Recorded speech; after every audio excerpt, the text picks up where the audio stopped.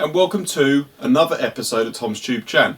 Today we're going to be changing the oil in my Suzuki GSX1400. I've got my oil, I've got my filter, so let's get on with it. Okay, so now we're down here with the bike. Let's take a closer look at what we've got. We've got a K&M Performance oil filter. I don't normally go for these, but it was on offer with these guys. We have 5000 4-stroke oil, 1040 watt, or 10 watt 40 as they say, or 10W40, however you want to say it. It doesn't really matter what oil you put in this bike as long as it's the semi-synthetic and it's 10W40. Now this bike takes near on 5 litres of oil, so I've got 4 litres and a 1 litre just to top up afterwards. Give the bike a little warm up before you change the oil. One of the problems with the GSX1400 is oil cooler actually retains some of the oil. Now unless you get the bike up to the operating temperature for the oil cooler, you're not going to get that out. So if you can, take the bike for a good run before you do the oil change. If not, it's not the end of the world. So let's get on with it. So we have our oil collector under the bike. Now on my bike I have the Fimoto drain valve. Just move out of the way just to show you this. Here. Now all it takes to release is to push this lever back and flop it down and the oil starts to come out of the bike. Also make sure before you take the oil out of the bike that you remove the oil fill cap. Now on my oil fill cap I've got a temperature gauge as well, which is actually really handy. So remove that first, and if you haven't got a Fimoto drain valve like I have, then obviously you need to remove the drain plug before the oil will start to come out. So we've removed the filler cap here, and now we're about to start draining the oil. And there we go. The oil is now draining from the bike. Nice and easy with these Fimoto valves.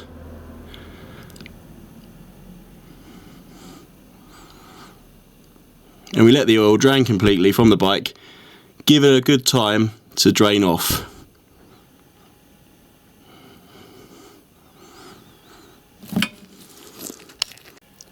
So after about 10 minutes or so, the oil is starting to fully drain off now. You need to let it completely stop dripping before you close it off or put back in your sump plug. Now the Fimoto valve is really good because what it actually does is enables you to not ever have to run the risk of threading your sump ever again. When I first did my own oil change, I actually managed to strip the thread on my sump and I had to get the whole sump replaced. So that is why I went for the Fimoto valve. The Fimoto valve, a lot of people are concerned about the clearance on the floor, between the bike and the floor, but actually, if you look, it doesn't actually come down past the exhaust pipes. There's no worry there. If you're interested in the Fimoto valve, I've put a link to it in the description below. So as you can see, it's stopped dripping, and I've turned the valve off like a tap. And that's it for this part of the oil change. Now we need to change the filter. Okay, first of all you need to forgive me for the how filthy the bike is at the moment. So this is the old oil filter, and to remove we have a oil filter removal tool attached to a ratchet with an extension bar on it.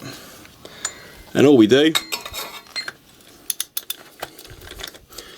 we just attach it like so, and it shouldn't take much just to remove. There we go. Once it's untightened, we can actually remove with our hands, and a small amount of oil should come out like so. Make sure you've got your oil tray underneath.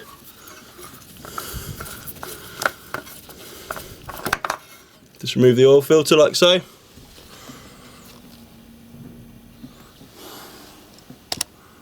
Unfortunately, you will get a bit of oil over the engine. Just give that a clean up before you put your new oil filter on.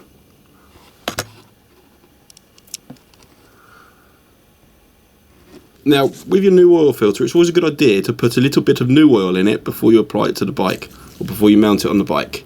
And put a little bit of oil. Now, I've just noticed that this K&N oil filter actually has a little bit of oil around it, but a good bit of practice is just to put a little bit of new oil around the seal.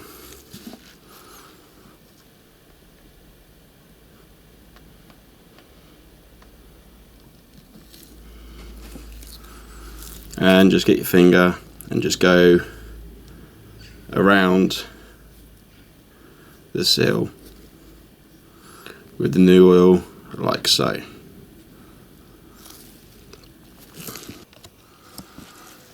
Now, once you've got your area clean from the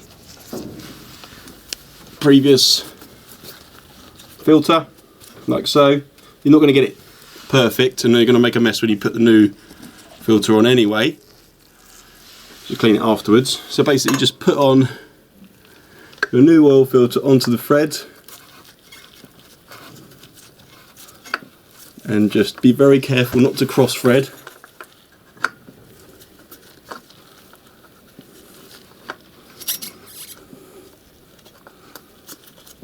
Just wait for it to start turning on its own accord.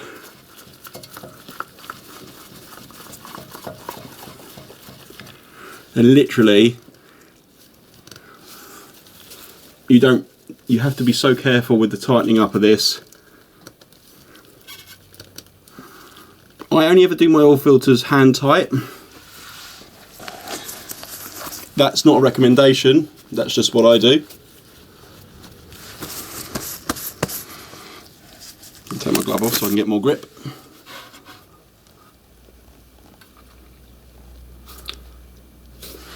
So here we have the new oil filter all in place.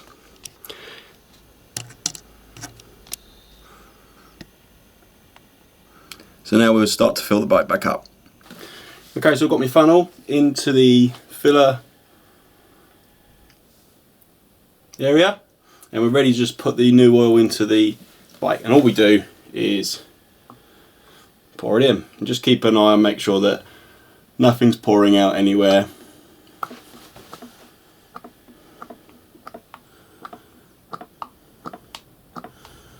Now it's 4 litres this bottle, so I'm just going to put the whole lot in.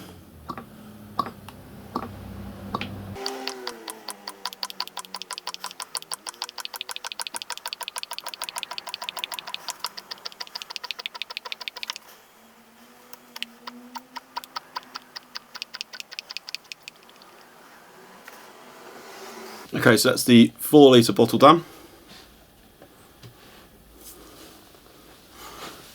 Just keep an eye on your oil level here. Now, as it's currently showing, it's actually on the halfway fill area. Now the thing is, obviously, that's not accurate, because as the engine warms up and gets all the oil around, it's not going to sit there all the time. So I'm just going to put a quarter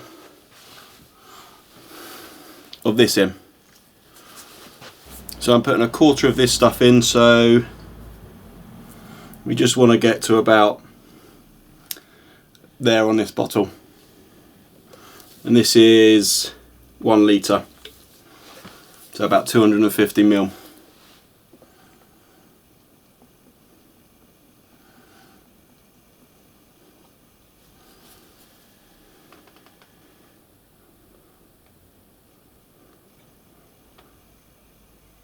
Just a little bit more.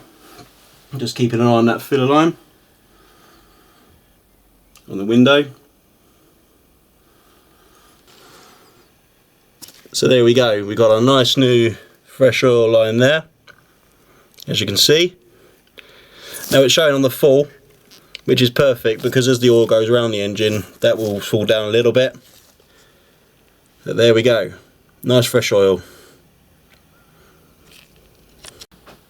Thanks for watching, everyone. That's the GSX1400's oil change all done. I hope it taught you something, and I hope it gives you a little bit of confidence when doing mechanics yourself. If you're not confident, take it down to your local motorcycle mechanic. Once you finish the oil change, get it outside and run it up to temperature. Check for any leaks, make sure that everything's running as it should do and everything sounds as it should do.